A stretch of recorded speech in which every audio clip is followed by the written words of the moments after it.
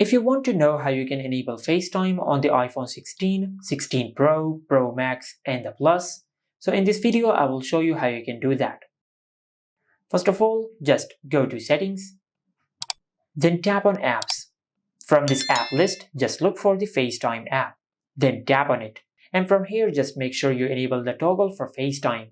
Now, after you enable this toggle, you will enable FaceTime on your iPhone. Now, as you can see, it is not enabled.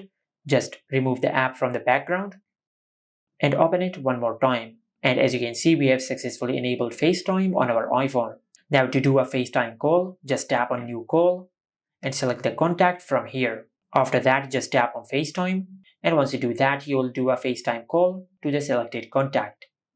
And this is how you can enable FaceTime on the iPhone 16, 16 Pro, Pro Max, and the Plus. Make sure to like, comment, and subscribe. Thank you for watching.